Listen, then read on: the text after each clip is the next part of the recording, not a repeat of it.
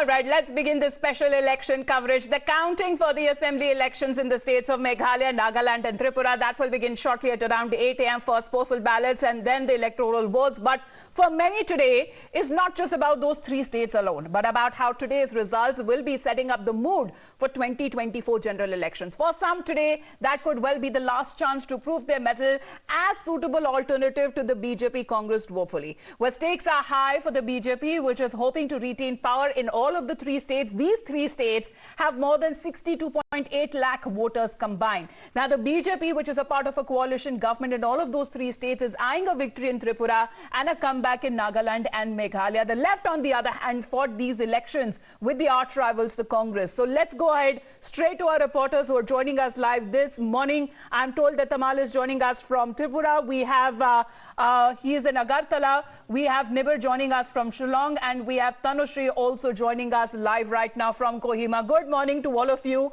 And we have a long and an exciting day ahead. You're at the counting station there, Tamal. I'm told the updates from your side, how stakes are high for the BJP, and a left stronghold captured the party in 2018. A traditional rivals Congress and the left have joined hands for the first time to challenge the BJP in the election state. Well, absolutely. Very good morning, Amrita. And of course, it's a very special morning, an interesting morning. It's often said morning shows the day. How will this day be? And for who will this day belong to? It's something we have to finally wait and watch. But then stakes are very high for all the stakeholders, be it BJP, be it the left and the Congress, or for that matter, the new entrant, Tripura Maharaja Pradyut Burman. Well, BJP so far had Sudip Dev Burman. They also had the support of Pradyut. But then this time around, they have gone with IPFT, and Pradyut with Tripura have come with a separate party altogether. But then BJP is confident of retaining this power. Back in 2018, it was a surprise. It was a big surprise. BJP simply did not come to power. They stormed into power. They simply did not have numbers. They had decimated left. They had uprooted left in their own citadel. In a state where left had ruled for over 2 decades, they were literally decimated.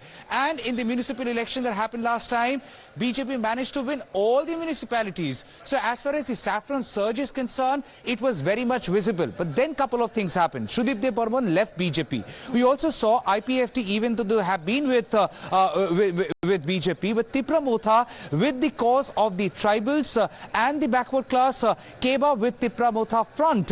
And that, many are saying, will have an impact on the ADC quarters. So basically, for BJP, it is in a way an acid test. I spoke to BJP Chief Minister Dr. Manik Shah yesterday, and he's saying it will be a tsunami. Well, if that's a tsunami, you have to wait and see whether the tsunami washes away all the opposition, and as BJP claims they would come back to power with even bigger, a thumping majority, a number they had last time in 2018, which is of 36, they would surpass it, or whether it's a tsunami that would wash away BJP. It's again, we have to wait and see. But most importantly, the left and Congress alliance, Amrita, which had come together for the first time in the history of Tripura's political landscape. Again, it's an acid test for them, because that alliance did not work wonders in Bengal. Back in Bengal, we have seen left and Congress fought election after election together, but in 2021 assembly election, they had scored a big 0. So whether left and Congress alliance will work any wonders, any magic for them, it's something you have to wait and see. But if it doesn't do any good to them, whether it would be, advantage BJP or Tripura, again, we have to wait for the numbers to trickle out, which will start from 8 a.m. sharp. Absolutely. All eyes will be on that, and I believe you also had an exclusive conversation with the Chief Minister there. We'll play out that conversation in just a bit. Nibir, over to you now, because as far as even the state of Meghalaya is concerned, the BJP and Conrad Sangma's NPP contested the election solo after a 5-year alliance. Are there any post-poll talks going to happen soon or not? Because there has been a fallout between the two allies.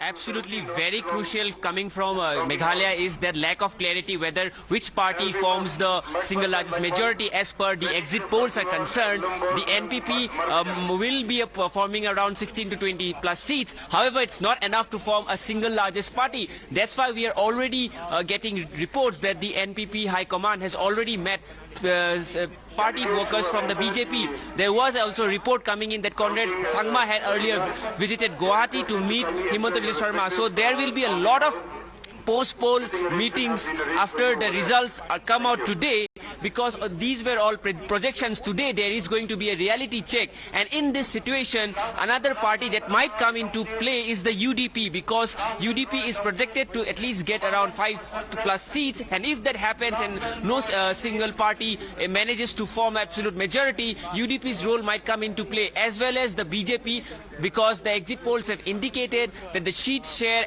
of the BJP will definitely rise from 2 seats to 6 seats. And if you look at the history of elections in Meghalaya, no party has able to form single largest party majority except for once since the 1971 when the elections have started here. So this is all going to be a very crucial elections as far as Meghalaya is concerned, because there will be a lack of there is already a lack of political clarity. However, as the day proceeds and we get the actual numbers, that is when the political parties will start to work on how to get that magic number. Facing a tough battle. Here is the BJP in a high stakes battle, hoping that it will increase its tally and better it from last time. And here is also another entrant, which is the TMC, because there was extensive poll campaigning that was done by the TMC leaders as well. Let's shift over and get you the updates from Nagaland as well. Tanushri, good morning. While we talk about the ruling alliance that is hoping to sail through, the seats to watch out for that include Northern Angami 1,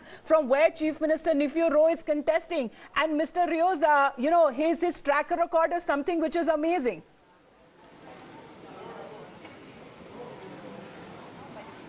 Well, certainly a very good morning, and certainly it's an amazing track record. He has been the chief minister for 4 terms. This is going to be his 5th term if he wins, and also the 2nd consecutive term. Now, on the day of the election, we had gone to his village and we'd spoken to the villagers over there, and what they said was that they're very happy with the work that he has done for his region. So therefore, they have no other thought process in their mind other than, no other name comes to their mind other than Nephew Rio. So certainly Nephew Rio, as we are getting to know from the NDPP sources, he is the only face for the chief minister candidate. And when we had spoken to Nephew Rio, he has stated that there are only 2 agendas that he has in mind right now if he becomes the CM once again. That is the permanent peace talks for Nagaland, and also the development process, because certainly there have been developments, but he would like to develop Nagaland even more. These are the 2 things he would like to concentrate if he comes as a CM for the 5th time. Also, we are seeing right now, we are in front of the Deputy Commissioner's office in Kohima. Over here, the election counting will begin at 8 a.m. and there are 16 districts. Now, one thing which is very important is history is being made in Nagaland because there are 4 women candidates. Never in the history of Nagaland have women candidates come up and stood for election. This is the first time that women candidates, 2 from NDPP, 1 from BJP and 1 from Congress, they are contesting the polls. Now, certainly who wins, that is to be seen, but this time one main concentration also is women empowerment. That is very important this time in Nagaland's election campaigning. Women empowerment had become a very important cause, women's safety, and this time we are seeing that 4 women candidates are coming up. They are contesting elections. Nagaland is one place where there is no opposition as such. It was the NDPP and the BJP in alliance, and what we are getting to know from our sources are that both are very confident of the win and the alliance once again. We know that Nephew Rio, the CM, he is at his residence. He is waiting over there. He's keeping a keen watch on everything, while the BJP state leadership, they are all in Dimapur. They're waiting over there. So certainly what happens after the trends come out, the trends would be out very soon by 10 o'clock. People would understand the trends. After that, the talks that go on, that we have to see what happens after that. But because hectic parleys will begin then. And for the best election news results, what exactly were the trends and what exactly do they indicate? Times now, and our reporters there on ground will be getting you those minute-by-minute updates. As far as the BJP here is concerned, part of the coalition government in all of those 3 seats is eyeing a victory in Tripura and a comeback in Nagaland and Meghalaya. Requesting our reporters to continue to be with us. This is the biggest election coverage right here on Times Now. We'll be back after a short break.